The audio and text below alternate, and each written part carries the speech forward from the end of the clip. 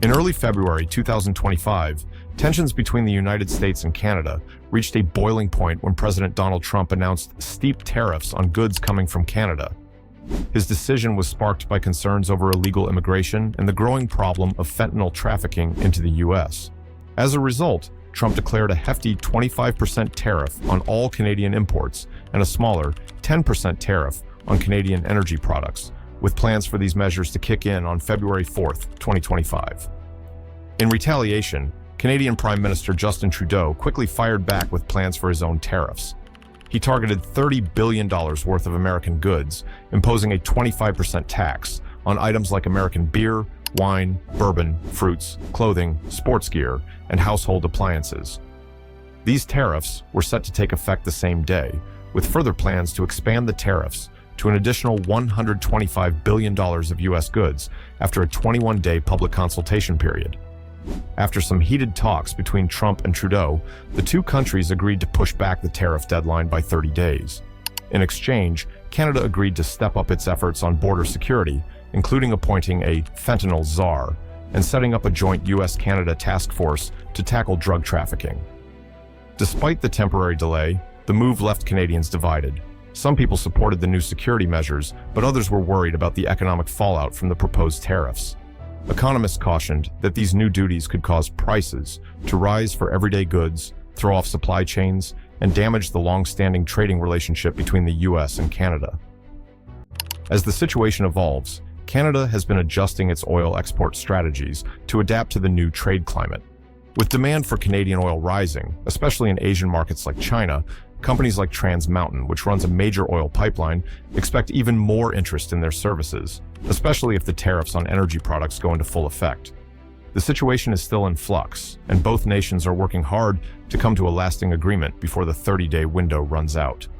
The Trans Mountain pipeline, which plays a vital role in transporting oil from Alberta to Canada's Pacific coast, has been an essential piece of infrastructure for Canada's oil industry. Currently, it's operating at about 80% of its full capacity, which means it's moving just under the maximum 890,000 barrels of oil it is capable of carrying daily. Despite this, it still remains an important asset for Canadian oil producers. The recent trade tensions between Canada and the United States, particularly with President Trump's tariffs, have forced Canada to rethink its trade strategies. For years, the U.S. has been Canada's biggest customer for oil, but with changing political dynamics and the potential for tariffs, Canadian producers are looking for new buyers elsewhere. The Trans Mountain pipeline expansion, completed in May 2024, has given Canada the ability to send even more oil westward, significantly increasing its potential exports to other markets, especially in Asia. With this upgrade, the pipeline now has the capacity to transport 3 times as much oil as it did before. This creates a huge opportunity for Canadian oil producers to diversify their markets and reduce their dependency on the U.S. By connecting Canada's oil fields to the Pacific coast, the expanded pipeline offers a direct route to key Asian markets, especially China, which has a growing demand for the type of heavy crude oil that Canada produces. China's oil market is particularly important for Canada's long-term strategy. In September 2024, for example, one of China's major private refiners, Rongsheng Petrochemical, secured multiple cargoes of Canadian crude oil, showing that the relationship between the two countries is growing.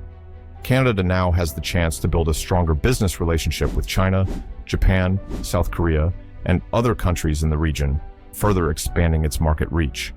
This shift toward Asia is driven by several key factors. The biggest reason is market diversification. Canada has realized that depending too much on the U.S. market can be risky, especially when the political climate is unpredictable. By strengthening ties with Asian nations, Canada can avoid future disruptions caused by trade disagreements or tariff impositions from the U.S. Additionally, countries like China have a high demand for heavy crude oil, which happens to be one of Canada's specialties. This makes the Canadian oil a good match for Asian markets, which are looking for reliable sources of this type of fuel. The financial side of this shift is also significant. By targeting Asian markets, Canadian oil producers can tap into better pricing and new opportunities. Asian markets are some of the fastest growing in the world, and they offer Canadian businesses the potential for higher revenues and more stable long-term growth. However, this increased focus on oil extraction, especially through projects like the Trans Mountain Pipeline, also highlights a complex contradiction. Despite Canada's strong commitments to climate action, such as its nationwide carbon tax to fight climate change, the country is continuing to heavily invest in expanding its oil industry. The Trans Mountain Pipeline is central to this tension. On one hand, it allows Canada to increase its oil exports and support economic growth. On the other hand, it symbolizes the continued reliance on fossil fuels, even as Canada strives to reduce its carbon footprint. In short, the expanded Trans Mountain Pipeline is opening doors for Canadian oil to flow more freely into Asia, particularly China, which is becoming a key buyer. At the same time, Canada is navigating the delicate balance of supporting its oil industry while making efforts to lead in climate action, a challenge that will likely shape the country's energy policies for years to come. Canada's role in the global oil market is significant and continues to grow as it increases production and exports. The country has vast oil reserves and is ranked as one of the largest oil producers in the world. But how does Canada compare to other major oil-producing nations? In 2023, the U.S. leads the pack by producing 21.91 million barrels of oil every day, making up 22% of global oil production. Saudi Arabia comes in second, pumping 11.13 million barrels per day, which is about 11% of the world's total. Russia follows closely with 10.75 million barrels a day, also representing 11%. Canada's production ranks fourth, contributing 5.76 million barrels per day, or 6% of the global oil supply. Rounding out the top five is China, producing 5.26 million barrels daily, about 5% of the global total. Together, these top five countries account for more than half of all the oil produced in the world. Canada's contribution is significant, especially considering how much its oil production has grown in recent years. In 2019, Canada produced around 4.7 million barrels per day. By 2023, production increased to 5.76 million barrels per day, which is a substantial jump. This growth helps solidify Canada's position as one of the top oil-producing countries globally. Most of Canada's oil exports go to the United States. About 98% of the oil Canada produces is exported to its southern neighbor. This deep integration between the two countries is reflective of the strong energy ties they share. In fact, the U.S. is Canada's biggest trading partner in the energy sector, and much of the oil Canada exports is used to meet American demand. What makes Canada's oil production so important is the sheer size of its reserves. Canada is home to the third largest proven oil reserves in the world, with around 180 billion barrels of oil, mainly located in Alberta's oil sands. These massive reserves ensure that Canada has a steady supply of oil for decades to come, making it an essential player in the global energy market. In addition to production, Canada is also a major exporter of crude oil. In 2023, the country exported a record 4 million barrels per day, which represents about 81% of its total oil production. This highlights just how reliant Canada is on oil exports for its economic success. The global demand for oil, particularly from countries like the US and China, keeps Canada's oil industry thriving. But Canada is not just an oil giant. It's also a major exporter of other goods, and oil is not the only industry helping fuel the economy. For example, Canada's exports of mineral fuels and oils were valued at $143.43 billion in 2023. This category includes crude oil, petroleum gas, and refined petroleum products. As the U.S. remains the primary destination for Canadian oil, these exports are a key part of the trade relationship between the two countries. Another significant export from Canada is vehicles. In 2023, Canada's automotive industry generated $63.68 billion in export revenue. A large portion of these vehicles, including passenger cars, SUVs, and light trucks, are made in Ontario and Quebec. Most of them end up being sold to the United States, which is the largest consumer of Canadian-made cars. So, while oil production is central to Canada's economy, the country's export base is broad and diverse. With a strong oil industry, a booming automotive sector, and other valuable exports, Canada continues to play a central role in both the North American and global economies. This balance helps keep the country competitive and adaptable in a changing global market. Canada's economy thrives on a diverse range of exports, each contributing to the country's position as a significant player in the global market. In 2023, machinery and industrial equipment stood out as one of the biggest sources of export revenue for Canada, bringing in around $42.46 billion. This includes everything from agricultural machinery that helps farmers around the world grow crops, to mining equipment that fuels the extraction of minerals and precious metals, to the tools needed for manufacturing processes. The machinery sector is a cornerstone of Canada's industrial strength, with a reputation for creating durable and high-performance equipment that is trusted worldwide. Not only does Canada excel in machinery, but the country is also a top exporter of precious stones and metals. In 2023, these exports generated $26.74 billion in revenue. Canada's rich natural resources are key to its success in this area, particularly in the production of gold, diamonds, and platinum. The majority of these valuable commodities are extracted from regions such as Ontario, Quebec, and the Northwest Territories. Gold is particularly sought after, with its use in everything from jewelry to electronics, making it a staple in international trade.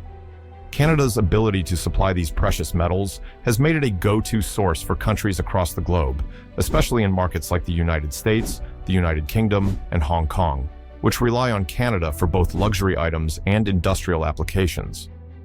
In addition to raw materials, Canada is also a major exporter of electrical and electronic equipment, which brought in around $16.01 billion in 2023.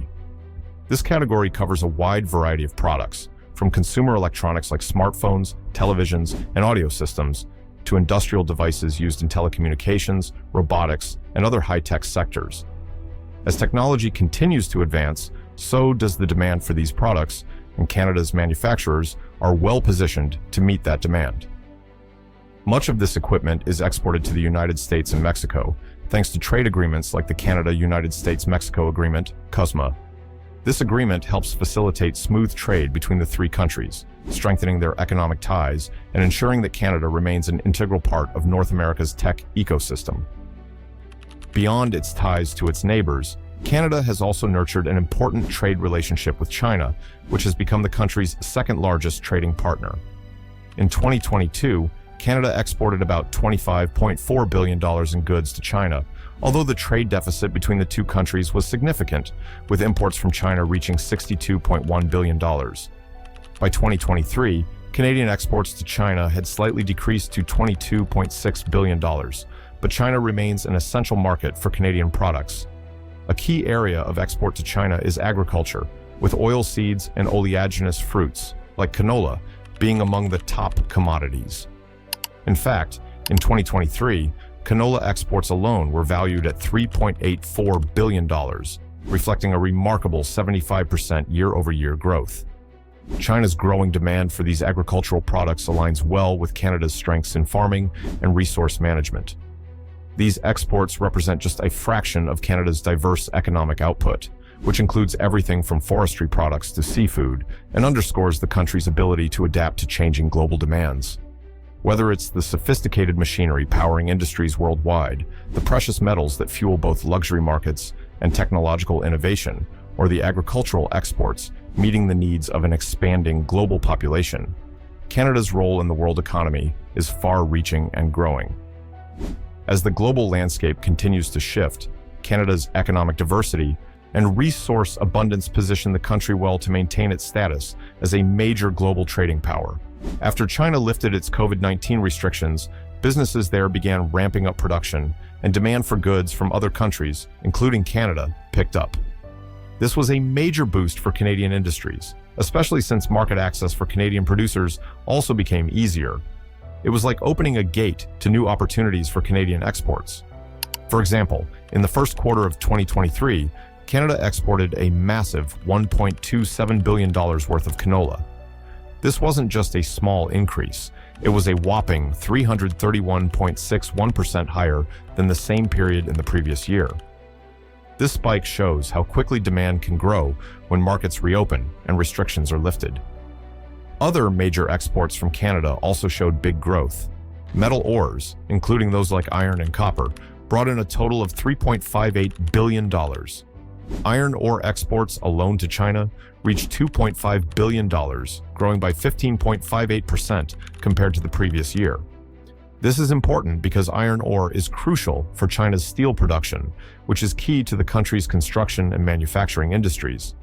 Similarly, copper exports were strong, totaling $1.6 billion. The 13.57% growth in copper exports reflects how much China relies on this metal for everything from electrical equipment to construction. Copper continues to be in high demand because it's used in many critical technologies and industries.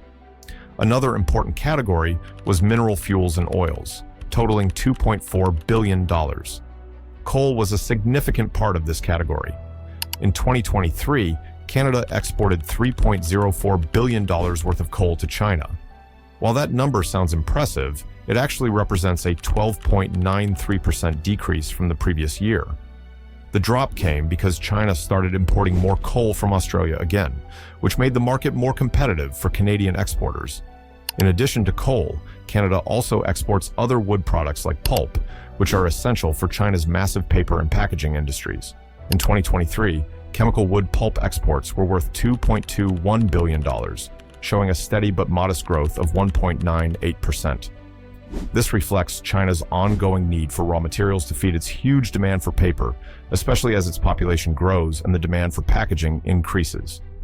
Canada also sent a large amount of cereals like wheat and barley to China, worth $1.49 billion. This increase in exports is due to changing food habits in China, along with its efforts to supplement domestic production.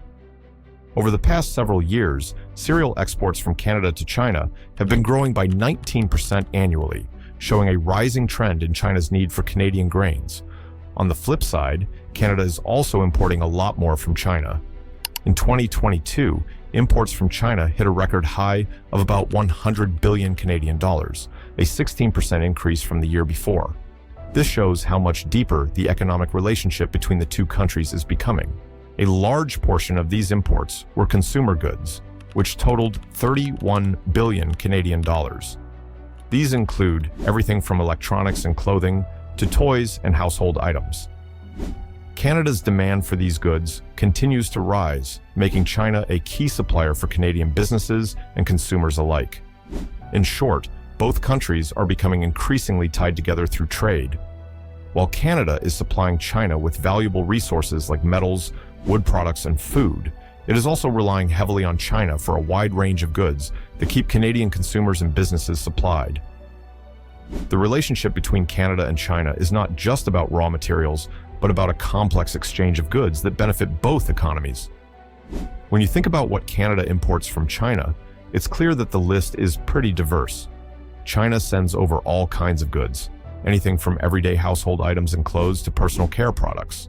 But perhaps the biggest category is electronics. Canada imports a whopping 28 billion Canadian dollars worth of electronics from China, showing just how much Chinese technology has made its way into Canadian homes. In fact, Chinese electronics play a huge role in Canada's market. From smartphones and computers to televisions and kitchen gadgets, Canadians rely heavily on these imports. It's not just a small slice of what we buy. It's a huge chunk of what fills store shelves across the country. With tech products becoming more important in everyday life, this demand has only grown over the years. This trend highlights how much China has become a major player in supplying these goods to Canada. Whether it's upgrading tech in our homes or getting new clothing or beauty products, there's a constant flow of items from China into Canada. And since these goods are so affordable and widely available, it makes sense why Canadians are snapping them up. But what's even more interesting is the backdrop of this trade relationship, especially considering the rising tensions between Canada and the US. Over the years, trade talks and political issues between the two countries have caused some friction. For example, things took a dramatic turn at a meeting between Canadian Prime Minister Justin Trudeau and US President Donald Trump in December 2024. At the meeting, Trump made a rather unexpected suggestion. He proposed that if the US tariffs on Canadian goods hurt Canada's economy, perhaps Canada might want to think about joining the US as the 51st state. It was a bold statement that shocked many, but Trump seemed serious, even calling Trudeau Governor Justin Trudeau of the great state of Canada.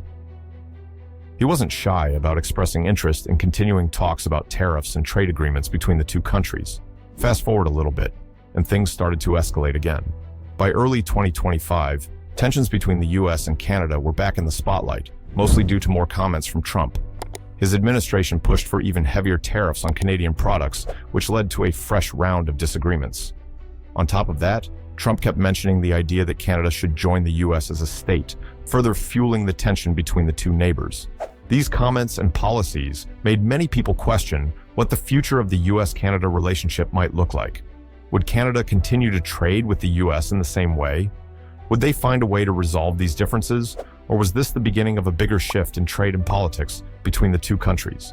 On January 7, 2025, during a press conference at Mar-a-Lago, a reporter asked President Trump if Canadian Prime Minister Justin Trudeau had any ideas to avoid the looming tariffs. Trump's response was unexpected. "What I'd like to see, Canada become our 51st state." He didn't stop there. Later, Trump took to his social media platform, Truth Social, to elaborate on his view.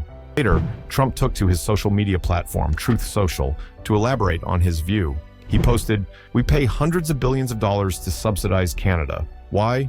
There is no reason. We don't need anything they have.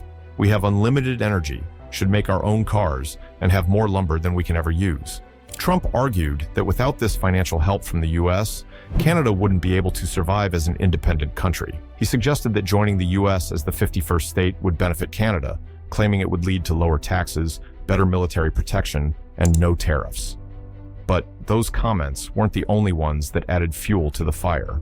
In January 2025, Trump made other statements that didn't sit well with Canadians. He said, "They don't essentially have a military. They have a very small military," and went on to say, "We're spending hundreds of billions a year to protect Canada."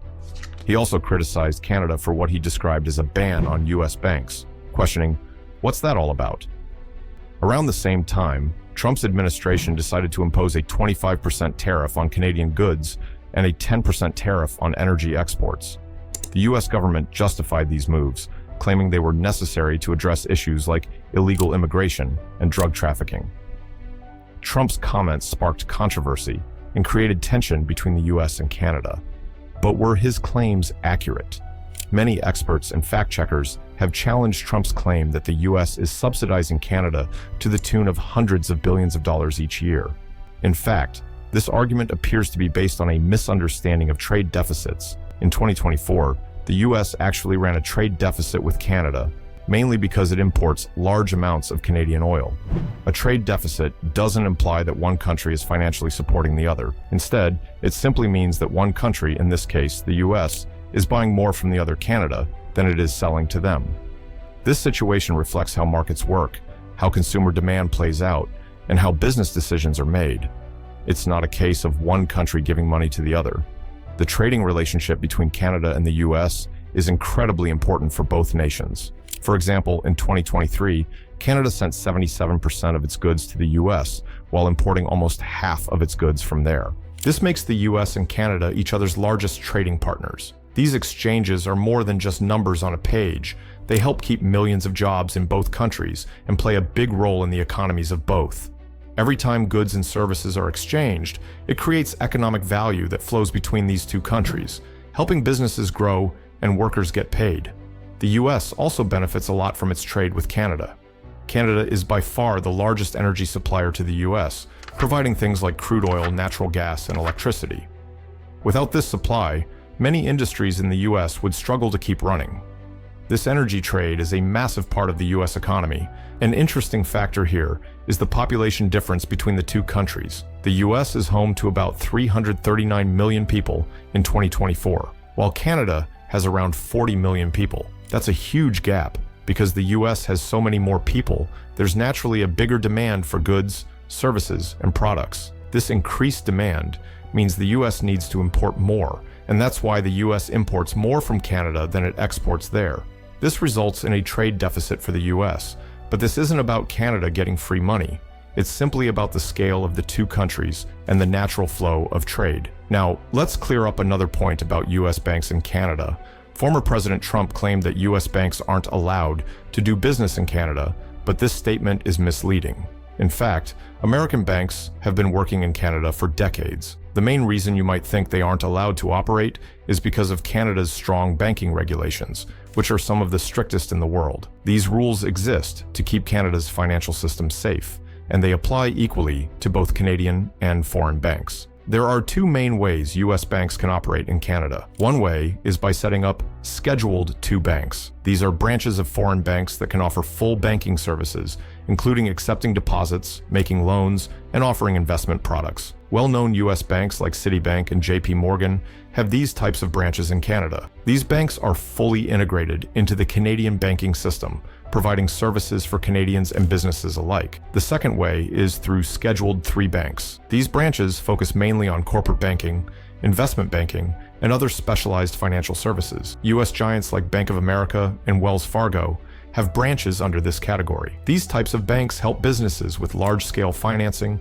wealth management, and international investments. Together, these U.S.-based banks manage huge amounts of money in Canada. In fact, U.S. banks in Canada control around 113 billion Canadian dollars in assets. This shows just how important American banks are to Canada's financial system, helping with everything from managing investments to offering loans and services to big companies. So, the idea that U.S. banks can't operate in Canada is simply not true. In reality, they've been part of the Canadian financial landscape for a long time and continue to play a vital role in the country's economy. JP Morgan Chase, one of the largest and most well-known banks in the U.S., has a long history in Canada. The bank has been operating there for over 100 years and now has offices in major cities like Toronto, Vancouver, Calgary, and Montreal. It employs around 600 people in Canada, contributing to the country's financial services industry. The rules in Canada around foreign banks are strict, but they don't prevent U.S. banks from working in the country. In fact, they help make sure that all banks, whether they're from Canada or another country, are financially stable and protect their customers.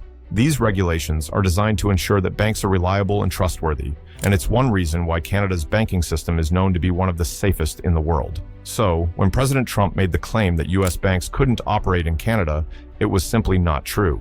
U.S. banks like JP Morgan Chase have long followed Canadian regulations and have operated successfully within the country. This shows that the U.S.-Canada relationship in finance is strong, and U.S. banks are an important part of Canada's banking environment.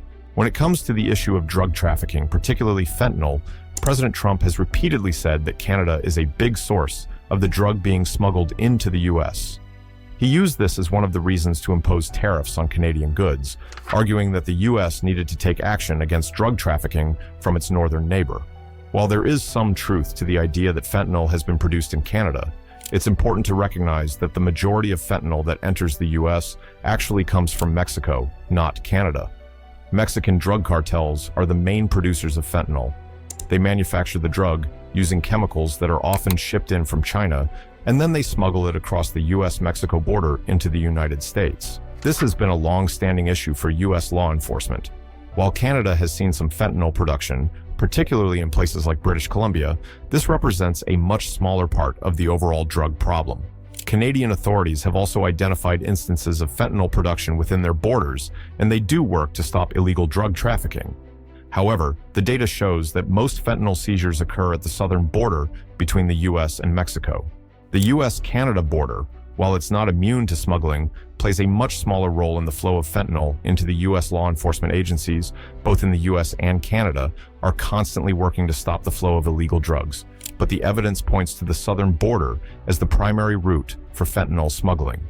In fact, the amount of fentanyl smuggled from Canada is a fraction of what comes from Mexico, which is why it's important to look at the bigger picture when discussing the fentanyl crisis in the U.S. While fentanyl production in Canada is a serious issue, it's not the main cause of the fentanyl problem in the U.S., and this needs to be taken into account when talking about trade policies or border security. The bigger challenge remains the well-established drug trafficking networks between Mexico and the U.S., and this is where most of the focus should be in addressing the crisis.